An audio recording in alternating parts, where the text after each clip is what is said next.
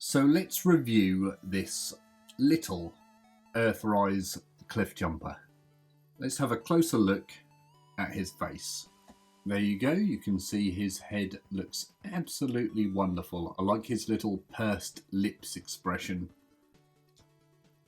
The sculpting on the face there is quite nice, and his head can move, although it is a little stiff. I do apologise for my filthy looking thumb. The eyes are blue, which are hard to see unless you lift it up and look in the light. Back of the head is just this red bell shape. So here he is in his bot form. Cliffjumper, looking very good here. Here he is from the front and the side and the back, the top and the bottom. Don't look up my skirt. Do Transformers have skirts? That's an interesting question. So there's not a lot of paint on this guy. There is some on the front there, which has been painted on quite well. Not many chips or anything like that. I'm sure there was an Autobot symbol here somewhere. I know where. Here. And this one has been applied quite well. Very smooth, very matte, very good. Regarding the arms and legs and any hollow parts, we have some hollow parts inside the thighs and the shins here. Same on the other side. I'm not going to count underneath. These weird little holes in the toes. Peg holes in the side, though they don't really count, do they? And a couple of hollows in his forearms.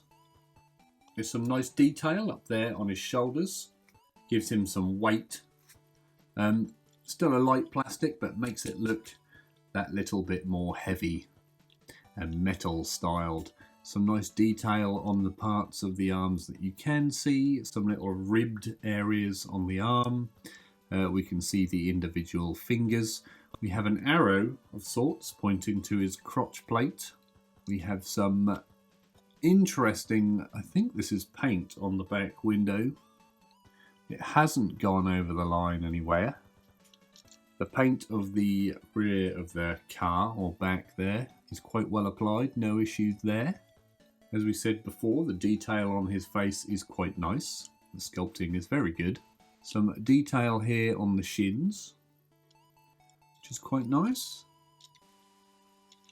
And if you lift up his arm, he's got quite a lot of nice detailing here under the shoulder.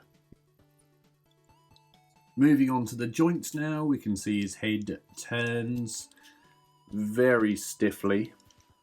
The arms move all the way around and they bend at the elbow, even backwards. And the wrists rotate 360 degrees. The waist does a 360. Legs move all the way around, interestingly, on a ball socket there. The knees, 90 degrees, forwards and back. We have ankle rock. We can't rock outwards, only inwards. We can't rock forward on the toes either, but obviously we can turn the legs to face outwards slightly. All in all, pretty good articulation. Now let's move on to the alt mode. Here we are in the alt mode. You can see the car mode from the front. The top looks quite nice, and from the side, not too much rubbish going on underneath to prevent clearance. He does roll pretty well. Back of the car looks quite nice. Underneath you can see various gubbins.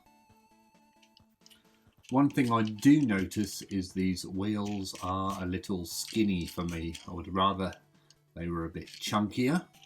There's a bit of a weird gap around the rear hatch there, but I can't get those gaps any smaller no matter how much I try. As I said before, there's these weird dent things here in the wheel arches. Not sure what they are. But the paint on here is quite nice. The wheels look good. Can't complain about those. Would be nice if they painted in the number plate and the lights. Maybe that's something for a customizer to do. And any other paint is just this logo on the hood here. The windows look quite nice. A nice blue clear plastic. Can't complain about that. Can you see anyone inside? No. No, there's no one to see. Anything in the boot? No, we have a blacked out window on the back here. Maybe he's carrying something he shouldn't be and he doesn't want anyone to see. The only other issue I might have is that this front section doesn't appear to close amazingly well. There is a very visible gap there. I don't think you can get rid of it. Anyway, I'd say that Cliffjumper is a pretty solid figure. The alt mode definitely looks good, and I think the bot mode also looks very good. This gun, however, not really sure if we'd call that good or not. That's not the correct way to mount it, by the way.